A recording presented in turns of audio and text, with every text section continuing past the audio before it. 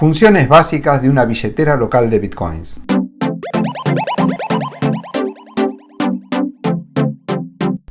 Hola, soy Joseph Albert Wine y desde Tech Starting Point te quiero contar el uso básico que podés dar a una aplicación de tipo billetera de Bitcoins. No olvides presionar suscribirse para recibir las últimas novedades del canal Yo No Sé Tampoco, o presionar like si hay alguna frase del video que te resulta interesante o te pareció útil. También podés dejar en comments alguna sugerencia, opinión o pregunta que te hubiese gustado que conteste en este video. Las aplicaciones del tipo monedero o billetera de Bitcoins te permiten, entre otras cosas, administrar tus propias direcciones, enviar Bitcoins, consultar las transacciones y los saldos en tu computadora o smartphone. Veamos como ejemplo una de las tantas billeteras disponibles para computadora, Bitcoin Core. La podés bajar de https://bitcoin.org en Download. Después de instalarla tendrás que esperar, en algunos casos hasta algunos días, a que baje toda la información de las transacciones que se hicieron con Bitcoins en la historia. Esta información queda replicada en muchas de las billeteras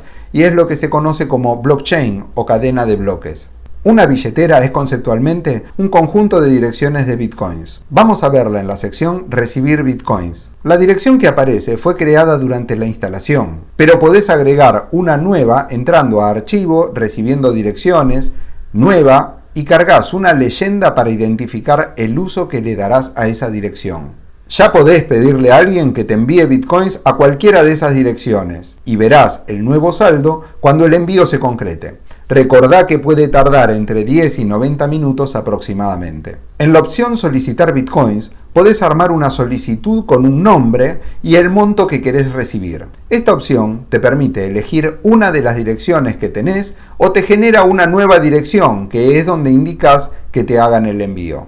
También genera un código QR correspondiente para que le des a la otra persona si te va a pagar con una billetera mobile. Como los envíos son anónimos, el generar una nueva dirección para cada persona o cada venta que hagas es una buena manera de posteriormente identificar de quién provienen los bitcoins que recibiste. Si seguiste los pasos del episodio 1, también te podés enviar tus propios bitcoins desde la cuenta que creaste en el exchange, cargando en dirección de destino una de tus direcciones locales. En Bitcoin Core, la billetera o conjunto de direcciones se guarda en el archivo wallet.dat. Copiando este archivo a otro equipo donde tengas instalada la aplicación, hará que tengas disponible esas direcciones también allí. Pisando este archivo o borrándolo, perderás la información de las direcciones y muy posiblemente los bitcoins. Si tenés las mismas direcciones en más de un equipo, los saldos se corresponderán y cuando realices transacciones desde una de esas direcciones, sus saldos se actualizarán en todos los equipos. Esto ocurre porque el saldo real no surge de un valor guardado localmente, sino es calculado sumando las operaciones registradas en el blockchain que mencioné al principio. Bitcoin Core te permite proteger el archivo wallet.dat con una clave. Usa una que sea difícil de descubrir y que no te olvides.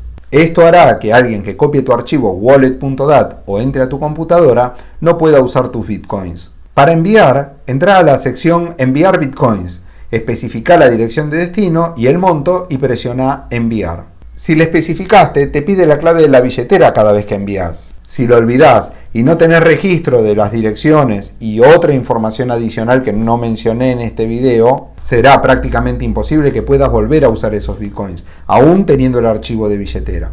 Nota que al enviar te cobra una pequeña comisión, mucho menor que la que te cobra el exchange. Si tenés alguna pregunta o sugerencia, déjala en la sección de comments.